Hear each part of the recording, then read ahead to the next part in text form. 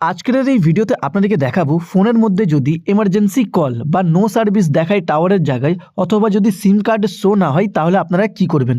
হয়তো আপনাদের ফোনে এই একই প্রবলেম হচ্ছে, যে কারণে আপনারা আপনার ফোনে কাউকে কল দিতে পারছেন না, বা আপনারা আপনার ফোনে নেটওয়ার্ক ইউজ করতে পারছেন না, বা ইন্টারনেট ইউজ করতে পারছেন না।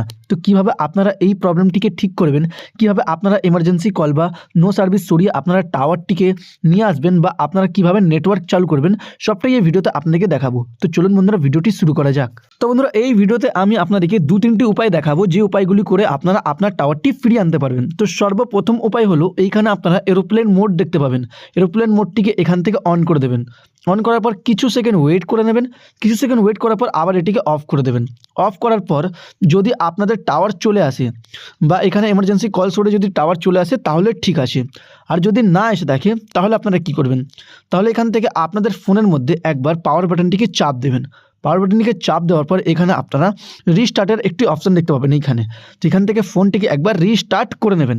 রিস্টার্ট করলে পরে কি হয়, যে আপনার যদি সিম যদি সাপোর্ট না করে, তো রিস্টার্ট হওয়ার পর আপনার সিমটি আপনার ফোনের মধ্যে সাপোর্ট করে। আর যদি ফোনটি রিস্টার্ট করার পরেও যদি আপনার ফোনে সিম কার্ড সাপোর্ট না করে, তাহলে আপনার ফোন থেকে সিম কার্ডটি খুলে একবার ভালোভাবে পুছে লাগিয়ে দেখবেন। যদি তাও আপনার ফোনে এমার্জেন্সি কল বা নো সার্ভিস দেখায়, তাহলে এখানে একটি অপশান পাবেন মোবাইল ডাটা নামে। তো এই অপশানটিকে এরকমভাবে হোল্ড করে চেপে ধরবেন। এরকমভাবে চেপে ধরলেই আপনার সামনে এরকম ইন্টারফেস ওপেন হবে। তো এইখানে আপনারা নিচে চলে আসবেন। নিচে এখানে আপনাদের যেই সিমটি প্রবলেম করছে, তো সেই সিমটি এইখানে বেছে নেবেন। তো আমার সিম 1 প্রবলেম করছে, তো 1টিকে বেছে নেবো। বেছে নেওয়ার পর উপরে আপনারা একটি অপশান পাবেন ইনেবল সিম কার্ড।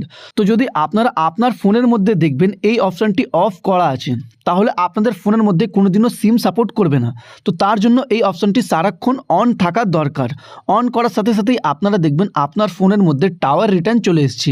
এই যে দেখতে পাচ্ছেন, অন করার সাথে সাথেই আমার ফোনে টাওয়ার চলে এসছে। এবার যদি আমি এটিকে অফ করে দেবো, তো আবার আপনারা দেখতে পাচ্ছেন আমার ফোনের মধ্যে টাওয়ার চলে গেছে।